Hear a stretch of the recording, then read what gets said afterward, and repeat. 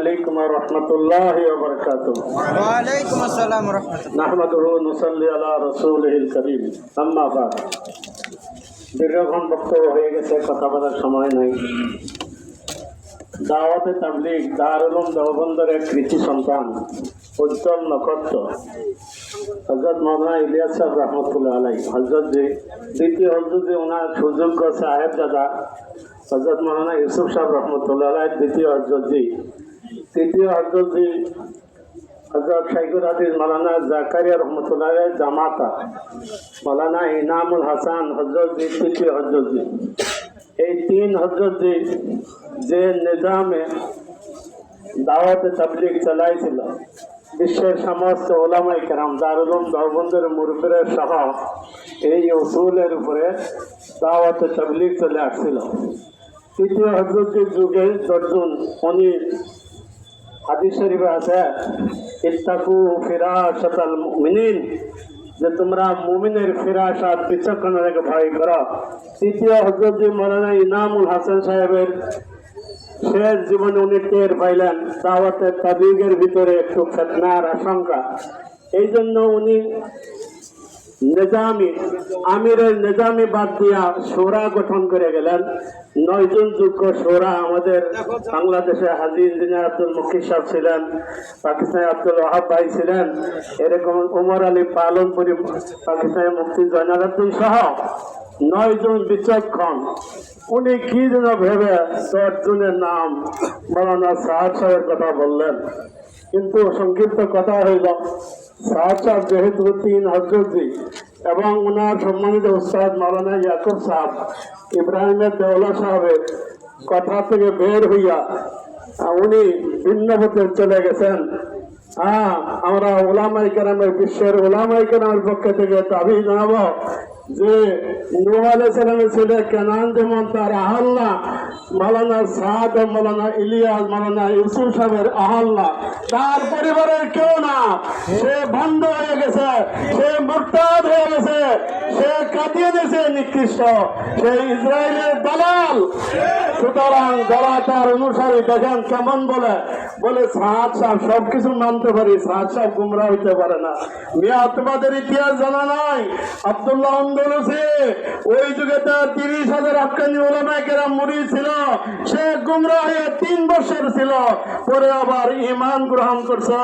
সে সাদ সাহেব গুমরা হইতে পারে কি পারে না? অবশ্যই পারে। আবার অনেকের কাছে শুনি যে সাদপন্থী আর জুবায়ের পন্থী। ভাই আমরা কি জুবায়ের পন্থী? বলেন জুবায়ের পন্থী না, আমরা কোরআন ও সুন্নাহ উলামায়ে কেরামের সাথে আছি। কি বলেন? আমাদের নেতৃবৃন্দ বক্তব্য দিচ্ছেন যে সাহাদ সাহেবের যারা অনুসারী এখনো সময় আছে, তওবা করে আসেন।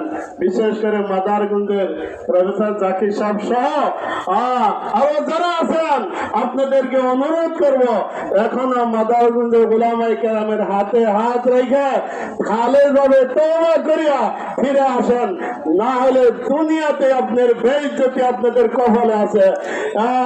জুতা পিটা খাবেন মাদারগঞ্জের মাটিতে, জুতা আখারেও তো আছে। আমি এই কথা ব্যক্ত করে এখানের মতো আজকে শেষ করছি। রব্বানা যালামনা আনফুসানা ওয়া ইল্লাম তাগফির লানা ওয়া তারহামনা লানাকুনান্না মিনাল খাসিরিন। আল্লাহ চার শহীদ ভাইদের ইয়া আল্লাহ তাদের মর্যাদাকে আপনি আল্লাহ বেহেশতের মধ্যে বুলন্দ করে দিয়েন। ইয়া আল্লাহ শত শত ভাই হাসপাতালে আহত, চিকিৎসাধীন, তাদেরকে দ্রুত সেবায় কল্যাণ আজলা নসিব করেন। ইয়া আল্লাহ এই 4 ভাইয়ের রক্তের বিনিময়ে আল্লাহ এই ফিতনাবাজ দলকে বাংলার জমিন থেকে সরাইয়া দেন। ইয়া আল্লাহ সারা বিশ্ব থেকে এই ফিতনাকে মিটাইয়া দেন।